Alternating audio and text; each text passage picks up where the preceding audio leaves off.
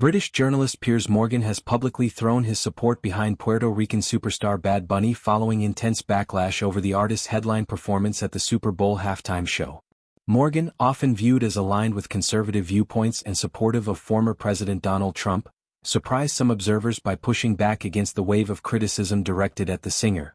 The controversy erupted after Bad Bunny delivered a high-energy set that prominently featured Spanish-language lyrics and reggaeton beats, elements that some deemed out of place or inappropriate for a mainstream American audience during one of the country's biggest televised events. Morgan took to social media to share a headline reporting that House Republicans had announced plans to launch an investigation into the performance. The probe allegedly centered on claims that the Spanish lyrics were unsuitable for broadcast television, with critics arguing they contained content that clashed with family-friendly standards expected at such a high-profile occasion.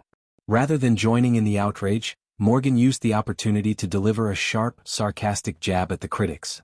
He pointed out the apparent contradiction in their complaints, noting that much of the initial anger seemed rooted in the fact that many audience members couldn't understand the language being used.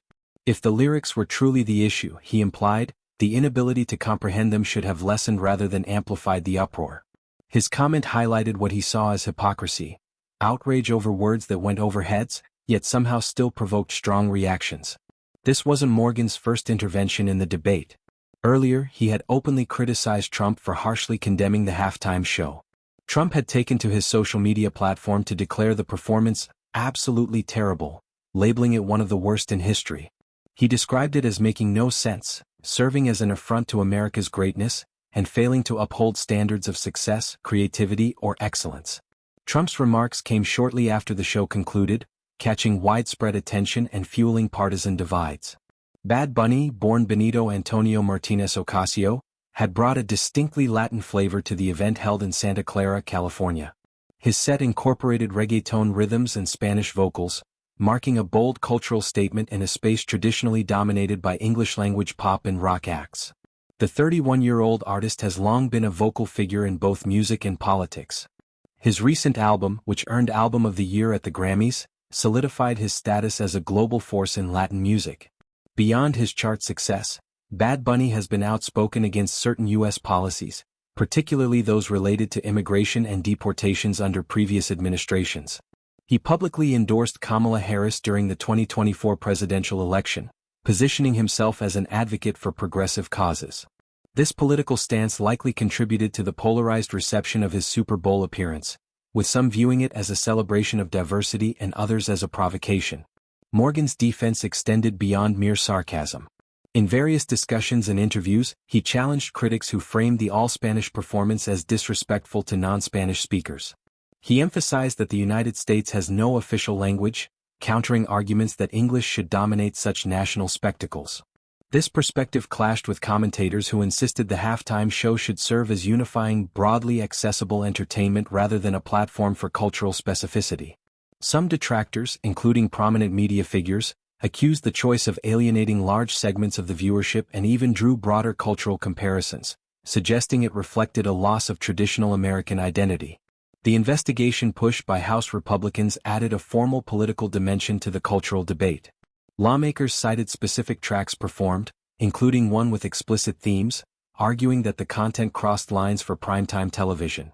Calls for congressional scrutiny targeted not just the artist but also the NFL and broadcast network for allowing it to air without sufficient oversight. Social media erupted with reactions, many mocking the idea of probing lyrics in a foreign language that most critics admitted they couldn't fully grasp. Morgan's quip captured this irony perfectly, underscoring how the controversy often seemed more about symbolism than substance.